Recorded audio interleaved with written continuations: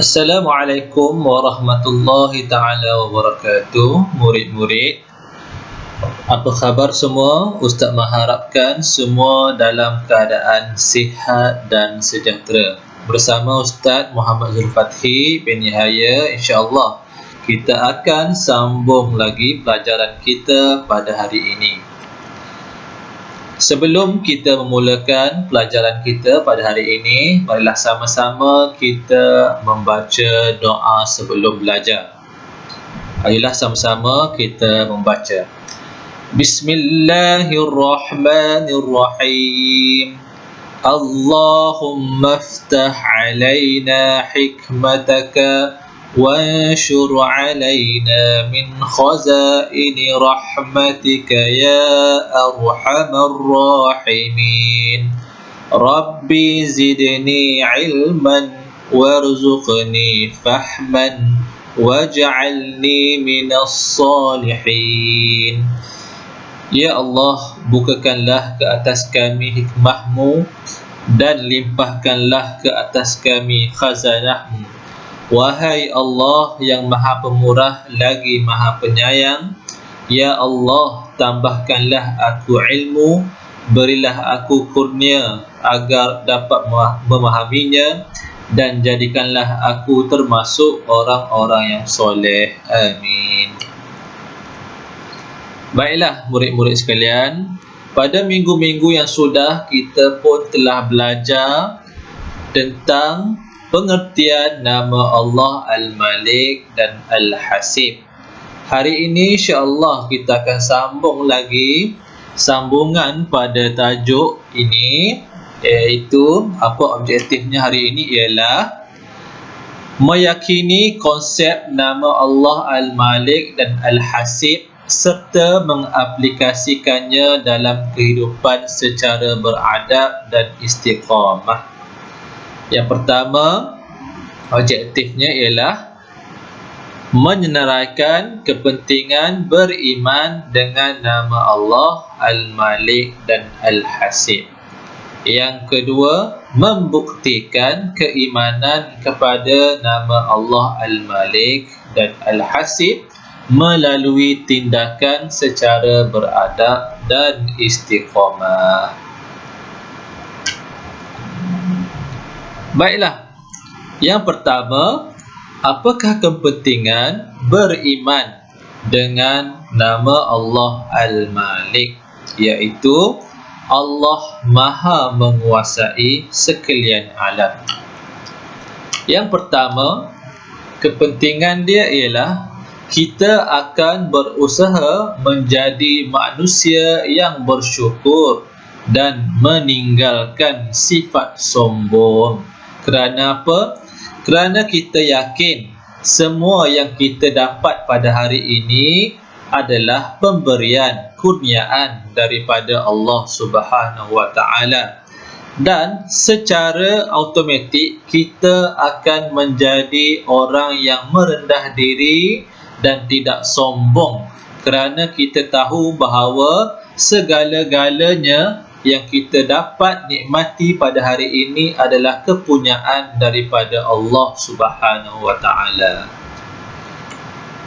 Kepentingan yang kedua ialah menyadarkan kita bahawa kita hanyalah makhluk Allah Subhanahu wa taala yang lemah, yang sentiasa mengharapkan pertolongan Allah Subhanahu wa taala.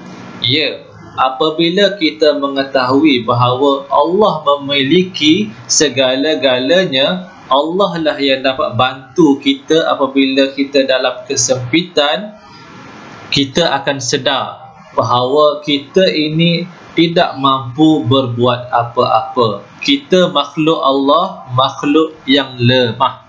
Oleh itu, apabila kita sedar kita ini tidak mempunyai apa-apa dan kita makhluk yang lemah, kita akan memohon bantuan dengan berdoa kepada Allah Subhanahu wa taala untuk meminta sebarang pertolongan.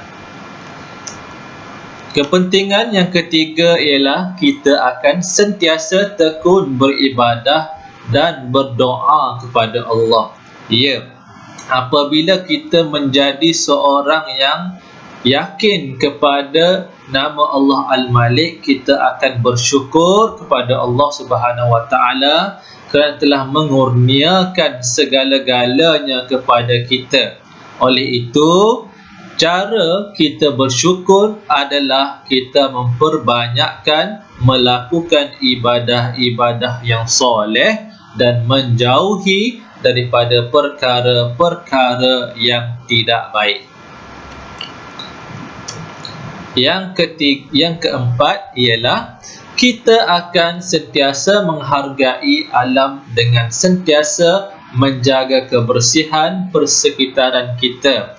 Ya, kerana alam ciptaan Allah Subhanahu Wa Taala yang sangat cantik ini, yang sangat indah ini merupakan pinjaman daripada Allah dan amanah yang perlu kita jaga. Oleh itu, apabila kita sedar bahawa segala-galanya milik Allah, maka kita hendaklah menjaga amanah ini dengan baik. Kena jaga alam sekitar, mengelakkan alam sekitar kita dirosakkan ataupun dicemari dengan benda-benda yang tak baik.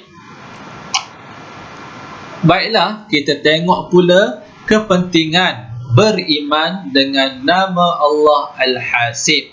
Apa maksud Al-Hasib? Iaitu Allah Maha mencukupkan dan Allah Maha menghitung.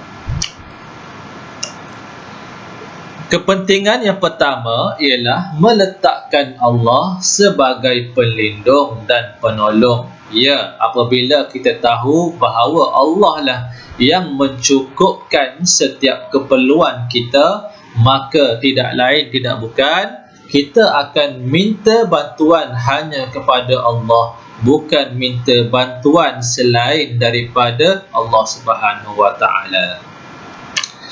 Yang kedua ialah kepentingannya ialah kita berusaha melipat gandakan amalan. Kerana kita tahu bahawa nama Allah Al-Hasib, Allah Maha menghitung segala amalan hamba-hambanya, kita akan berusaha sedaya upaya untuk meningkatkan amalan kebaikan kita supaya Allah menghitung amalan kebaikan kita lebih banyak daripada amal buruk yang kita kerjakan. Seterusnya ialah kita akan sentiasa menghargai masa. Ya, apabila kita sedar bahawa setiap amalan yang kita lakukan di atas dunia ini dihitung, dikira oleh Allah Subhanahu Wa Taala, maka kita akan menggunakan masa dengan baik, memenuhi masa kita dengan ibadah-ibadah yang baik supaya kita dapat memaksimumkan masa itu dengan perkara-perkara yang dapat membantu kita masuk ke dalam syurga Allah kelak.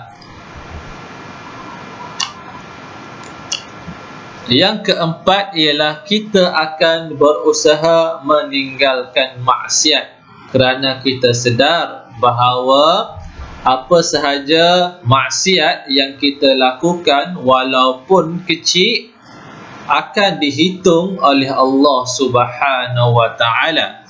Maka kita akan sedaya upaya meninggalkan perbuatan maksiat tersebut dan memperbanyakkan amalan ibadah, amalan kebaikan.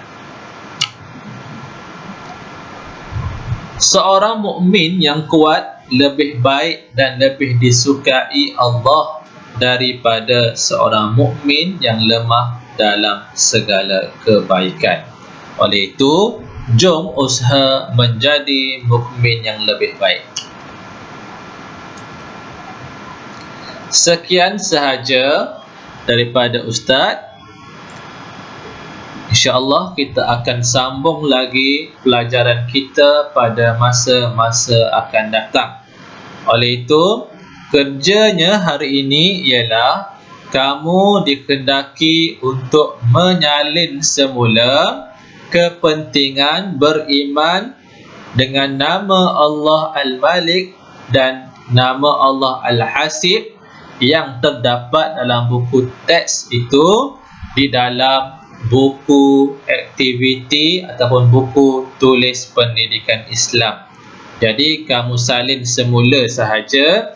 Dah siap, boleh kamu hantarkan kepada ustaz secara personal. Okey, itu sahaja. Assalamualaikum warahmatullahi taala wabarakatuh.